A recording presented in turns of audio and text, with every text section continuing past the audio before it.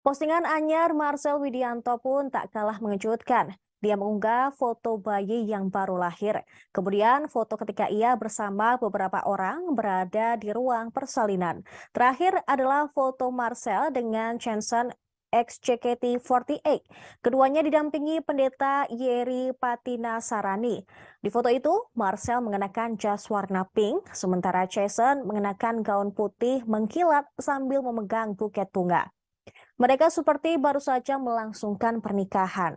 Tak hanya foto yang diunggahnya membuat publik terkejut. Keterangan pada postingan foto juga tak kalah membuat kaget. Sebab Marcel mengaku foto bayi itu adalah anak kandungnya. Dia pun menyebut mantan JKT48 sebagai istrinya. Marcel mengungkapkan nama putranya yang cukup panjang. Dia juga mengutarakan perasaan cinta dan kasihnya sebagai selayaknya seorang ayah. Akhirnya, teka-teki pernikahan Marcel Widianto dan Jason ex-JKT48 pun terbongkar. Usai mengumumkan kelahiran anak mereka, orang-orang terdekatnya yang sudah tahu soal pernikahan mereka pun langsung memberikan ucapan selamat. Komika sekaligus Presiden Stand Up Indo, yaitu Ajis Doaibu, mengunggah foto momen Marcel dan Jensen sedang melangsungkan pernikahan. Ajis kemudian menulis keterangan bahwa dia akhirnya bisa mengunggah foto tersebut ke sosial media. Dalam foto itu terlihat Marcel yang mengenakan jas merah muda duduk bersebelahan dengan Jensen yang mengenakan gaun putih. Momen sakral tersebut diabadikan oleh Ajis Doaibu dari belakang ketika keduanya sama-sama sedang mendengarkan nyanyian. Sayangnya hingga kini belum ada penjelasan lebih lanjut dari Marcel ataupun Jensen terkait pernikahan mereka.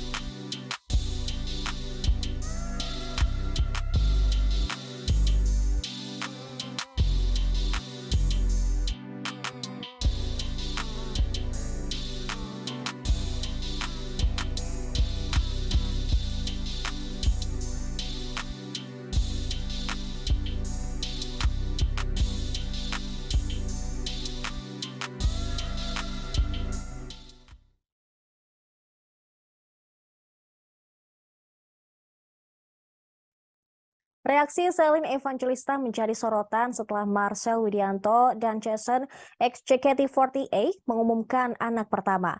Alih-alih mengucapkan selamat seperti selebriti lainnya, mantan istri Stefan William itu hanya meninggalkan emoji pada unggahan Marcel yang terbaru. Selin Evangelista membubuhkan emoji mata penuh cinta di unggahan Marcel Widianto. Diketahui sebelumnya Selin sempat dekat dengan Marcel Widianto, bahkan dia pun tidak segan mengungkapkan keseriusannya pada saat itu. Akan tetapi Marcel membantahnya dan mengatakan hubungan mereka hanyalah gimmick. Melalui Instagramnya, Selin justru turut membagikan foto anak Marcel tersebut. Ia terlihat membagikan tangkapan layar unggahan Marcel dan Jason yang memperlihatkan foto bayi mereka. Dalam unggahannya pada hari Minggu 19 Maret 2023 tersebut, Celine mengucapkan selamat kepada Marcel dan Jason. Tak lupa ia membubuhkan emoji hati pada unggahannya tersebut. Marcel pun langsung mengomentari unggahan Celine itu dengan ucapan terima kasih dan juga ada beberapa ucapan dari netizen dan selebriti lainnya kepada Marcel dalam kolom komentar yang ada di unggahan Celine Evangelista tersebut.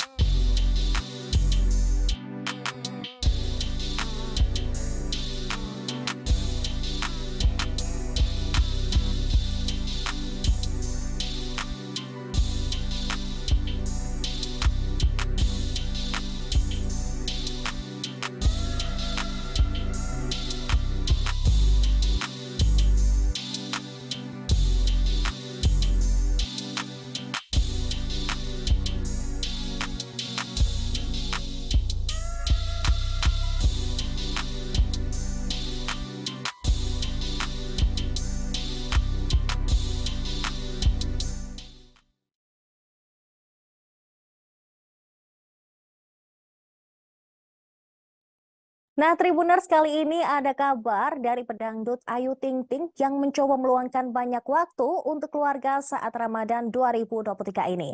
Abdul Rozak selaku ayah Ayu Ting Ting pun sangat senang putrinya tersebut tidak bekerja di lokasi syuting saat sahur sepanjang bulan puasa nanti.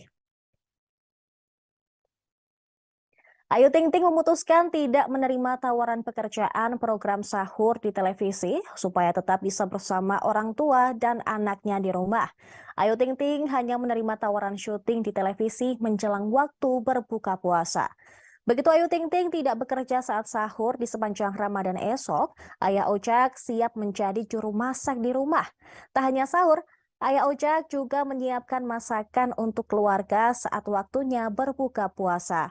Hal tersebut dibeberkan Ojak saat ditemui bersama Umi Kalsum di rumahnya di kawasan Sukamaja, Kota Depok, Jawa Barat pada Sabtu 18 Maret lalu. Ayah Ojak bahkan akan membawakan bekal berbuka puasa untuk anak kesayangannya, siapa lagi kalau bukan Ayu Ting Ting. Dia bahkan berharap bisa mengajak presenter Boy William ikut berbuka puasa di rumahnya. Diketahui saat ini Boy William dikabarkan memang kembali dekat dengan Ayu Ting Ting. Bahkan dalam keterangannya, Ayah Ojak mengaku tidak keberatan jika keduanya kembali dekat, bahkan menerima Boy sebagai calon mantu jika Boy William mau untuk mengikuti Ayu Ting Ting menjadi mualaf.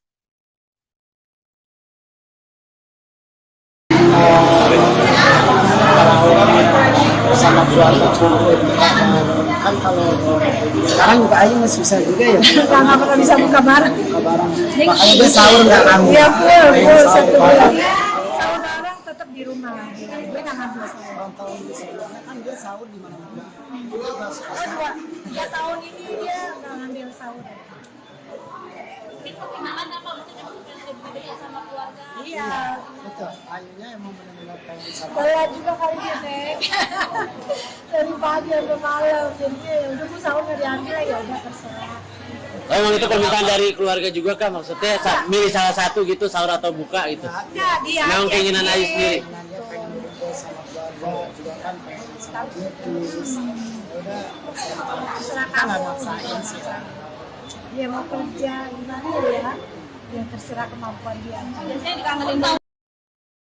Para penggemar drama Korea pasti sudah nggak asing ya dengan aktor Lee Jae-hoon yang mengejutkan para penggemarnya dalam momen fan meeting di Jakarta pada hari Minggu 19 Maret kemarin.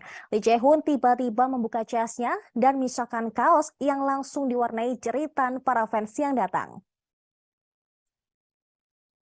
Lee Jae-hoon tiba di Jakarta untuk menggelar acara fan meeting bertajuk View Vacation Lee Jae-hoon Fan Meeting in Jakarta. Dalam acara press conference yang dihadiri langsung oleh Lee Jae-hoon, dia tampil begitu segar. Bintang drama serial Taxi Driver ini mengenakan setelan jas berwarna hitam serta kemeja berwarna putih dan rambut klimis yang ditata rapi.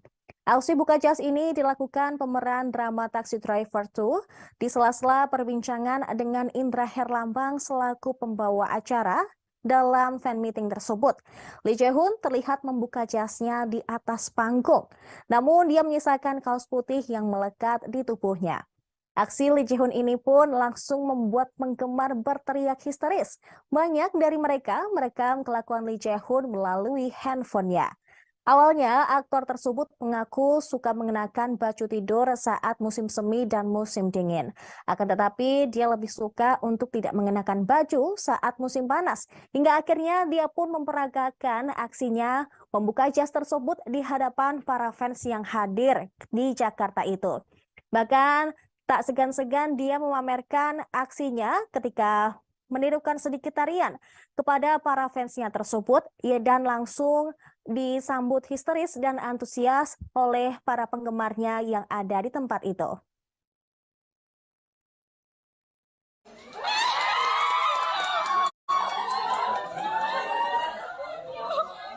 Apa kabar? Halo, apa kabar? Nice to meet you, Ilham.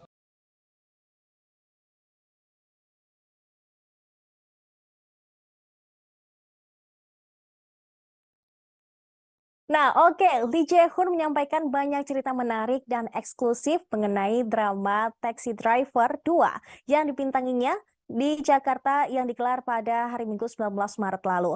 Salah satu yang menarik perhatian adalah pengakuan Lee Jae-hoon saat sempat panik saat diminta beradegan topless alias buka baju di drama Korea tersebut. Pada season pertama, para pecinta aktor dibuat geger. Pasalnya, Lee Jae-hoon menunjukkan tubuh six pack-nya dalam salah satu adegan ketika berolahraga dalam penjara. Pada konferensi pers di Jakarta, Lee pun mengungkapkan jika untuk mempersiapkan adegan tersebut ternyata butuh usaha yang tidak mudah. Dia mengaku cukup kebingungan bagaimana mengekspresikan adegan tersebut. Namun dengan cepat, Lee Jae-hoon langsung memutuskan untuk giat berolahraga. Olahraga yang dilakukan Lee Jae-hoon untuk adegan di drama Taxi Driver 2 juga bukan main-main. Dalam sehari, ia bisa berolahraga selama 2 jam. Lee pun mengungkapkan lebih mengatur pola makan dengan berfokus pada konsumsi protein. Sampai Lee Jae-hoon merasa bahwa mungkin scene buka baju ini adalah yang terakhir saja buat dirinya karena usahanya membuatnya sangat bekerja keras. Lebih lanjut, drakor Taxi Driver 2 adalah serial lanjutan dari Taxi Driver yang juga sebelumnya telah dibintangi oleh Lee Jae-hoon. Aktor berusia 38 tahun tersebut mengungkapkan kegembiraannya saat menjadi peran utama di Taxi Driver 2. Namun di satu sisi, dia merasa terbebani karena ada season pertama di drama ini yang sangat sukses. Tetapi setelah tayang, dia pun merasa bersyukur karena respon yang diberikan penonton ternyata sangat luar biasa. 아무래도 작가님께서 1회 대본을 시작하자마자 상의 탈의를 하고 운동을 하고 있는 김도기의 모습을 적어주셔서 그냥 단순하게 어떤 몸을 보여준다기보다 아무래도 김도기라는 캐릭터가 가지고 있는 그런 강력한 힘과 에너지가 있기 때문에 그거를 저의 몸으로 어떻게 표현을 할 수 있을까 뭐 고민한 것도 어떻게 보면 잠시죠. 그냥 미친 듯이 내 마지막 인생의 상이탈이다라고 생각하고 진짜 열심히 준비했던 것 같아요. 그래서 하루에 2시간씩 거의 매일, 그리고 먹는 것도 단백질 위주의 식단으로 했었던 것 같습니다. 지금 하라고 하면 다시 또 못할 것 같아요.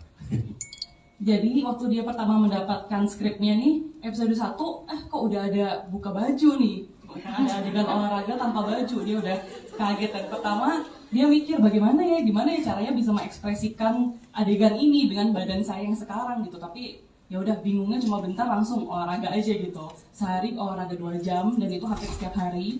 Dan juga makannya juga fokus banyak protein gitu. Dan juga dia merasa udah ini mungkin scene kalau buka baju ini terakhir deh menurut dia gitu karena susah gitu bikinnya kan.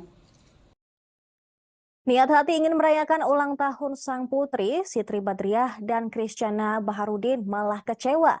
Sayangnya, Christiana mengaku hanya 30% tamu undangan yang hadir di perayaan ulang tahun sang buah hati, yaitu Sharena. Siti Badriah dan Christiana Baharudin diketahui menggelar ulang tahun pertama putrinya, Sharena Zenata Denali Baharudin pada hari Sabtu 18 Maret lalu. Pasangan yang menikah pada 25 Juli 2019 tersebut menggelar acara ulang tahun Sharena di sebuah restoran pinggir pantai kawasan Ancol, Jakarta Utara. Namun tak banyak tamu undangan yang datang karena kawasan Ancol juga sedang digelar sebuah konser musik. Alhasil, akses menuju lokasi acara ulang tahun Sharena ikut tersendat akibat tingginya volume kendaraan. Diakui Chris, dia sama sekali tidak mengetahui ulang tahun buah hatinya bertepatan dengan konser musik. Ditambah pihak restoran juga tidak memberikan informasi terkait adanya konser musik di kawasan Ancol pada hari tersebut. Akhirnya Chris dan Sipat hanya bisa pasrah perayaan ulang tahun Sharena tidak dihadiri seluruh tamu undangan. Merayakan hari jadi Sharina yang pertama di tepi pantai, Siti Badriah dan Christiana pun mengenakan kostum yang menyerupai pakaian manusia purba. Siti Badriah merasa sangat berbahagia karena diberi anugerah sang buah hati setelah menikah dengan Christiana. Diketahui si Bat sudah bercita-cita ingin merayakan ulang tahun anak pertamanya tersebut. Kehadiran keluarga besar untuk memeriahkan ulang tahun pertama anaknya yaitu Sharina juga diungkapkan oleh Siti Badriah. Setelah menunggu selama hampir 2 tahun untuk mendapatkan keturunan, membuat Sibat tidak menyangka kini anaknya sudah menginjak usia 1 tahun. Pasangan yang telah menikah pada 2019 lalu pun memilih untuk merayakan ulang tahun di luar ruangan karena ingin menikmati udara segar. Ada beberapa yang datang dan ada beberapa yang nggak datang juga, makanya tadi kan dibilangin cuma 30% aja dari 100% undangan itu cuma 30% undangan yang datang karena stuck di macet, karena ada venue, karena ada konser ya, ada 2 konser juga kan kemarin di Ancol, jadinya pada nggak bisa datang, jadi pada putar balik lagi. Kenapa harus buat acara di Ancol? Karena kita nggak tahu sebelumnya kalau misalnya ada konser itu, ternyata konsernya tuh ada 2 konser di sana dan kita juga kaget, venue itu nggak ngasih tahu kita kalau misalnya di hari itu tuh ada konser. Kita beralih ke informasi selanjutnya, Tribuners. Kabar tak sedap datang dari kekasih Tiara Andini, Alshad Ahmad. YouTuber tersebut diduga menghamili mantan kekasihnya bernama Nisha Ashifa dan meninggalkannya ketika melahirkan seorang anak. Rumor ini beredar seusai Nisha mengunggah foto bayinya di Instagram Story. Dalam unggahan tersebut, Nisha menyebut bahwa sang anak tidak mendapatkan pengakuan dari ayah biologisnya. Bahkan secara terang-terangan, dia menyindir pria tersebut tidak mau bertanggung jawab atas perbuatannya. Nisha menyebut sosok tersebut pandai membuat citra baik di media sosial. Dia pun menyebut dirinya bukan tipe yang suka curhat soal hal sedih yang dialami. Namun permasalahan kali ini membuat dirinya lelah lantaran super parah. Adapun Nisa mengingatkan warganet untuk tidak terlalu berlebihan memuja seseorang yang hanya dikenal melalui dunia maya. Dirinya juga menyinggung soal kondisi orang tersebut yang cukup powerful. Unggahan ini pun membuat nama Alshad Ahmad terseret kasus tersebut. Pasalnya kekasih Tiara Andini itu sempat menjalani hubungan dengan Nisha Ashifa. Tak hanya itu, Alshad Ahmad juga disebut-sebut sebagai mantan terakhir dari Nisha Ashifa. Bahkan hubungan keduanya terbilang cukup lama lantaran mencapai 7 tahun. Adapun antara Alshad Ahmad dan Nisha Ashifa saling mengenal sejak mereka duduk di bangku sekolah menengah atas. Sementara itu, semenjak rumor mencuat, momen Tiara Andini menangis di atas panggung menjadi sorotan. Pasalnya, Tiara menangis di atas panggung sambil menyanyikan lagu Kalau. Momen itu bersamaan dengan senternya isu yang menuduh Alshad Ahmad menghamili sang mantan.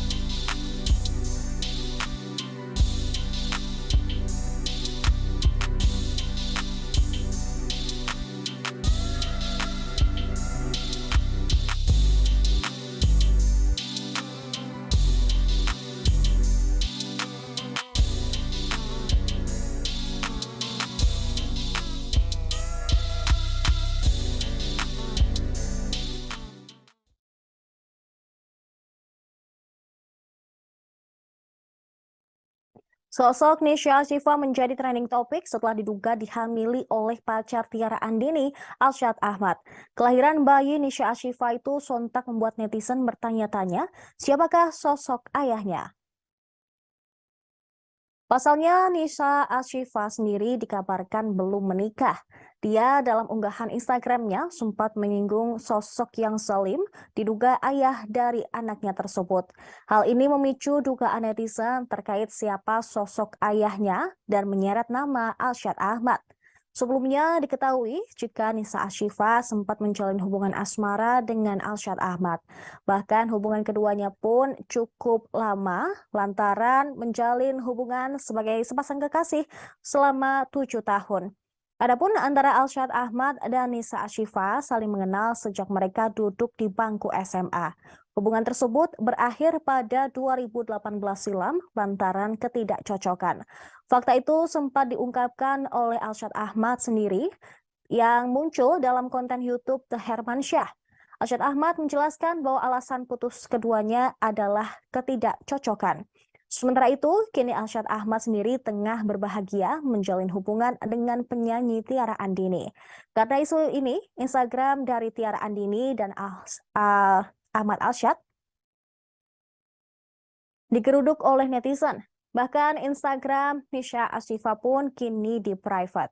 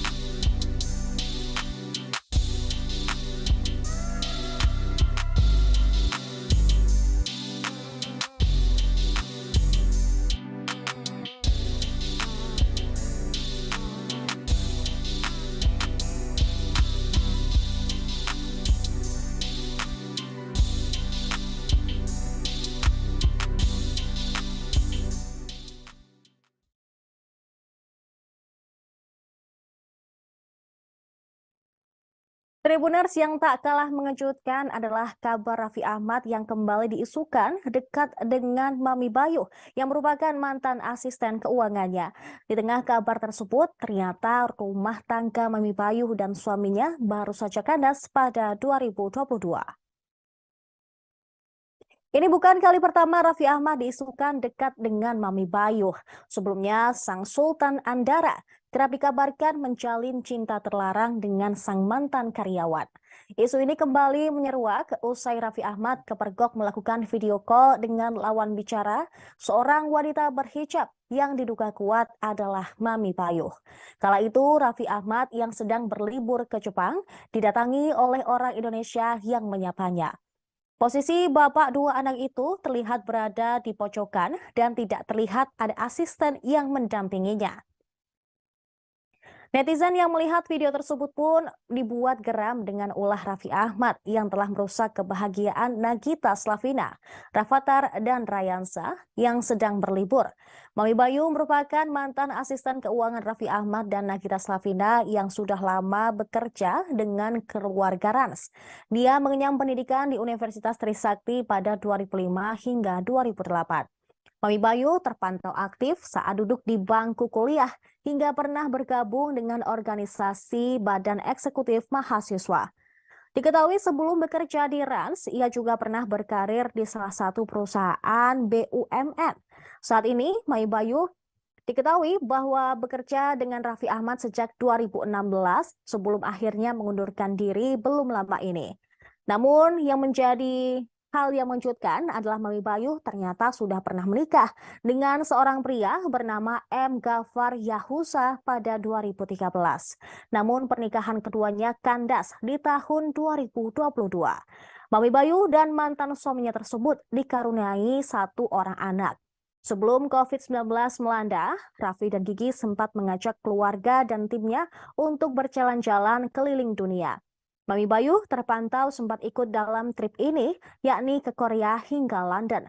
Bahkan Mami Bayu juga terlihat sangat akrab dengan Nagita dan Raffi saat berada di depan kamera. Ketiganya juga kerap mengambil potret bersama untuk diunggah di media sosial, bahkan diunggah di YouTube mereka saat membuat vlog.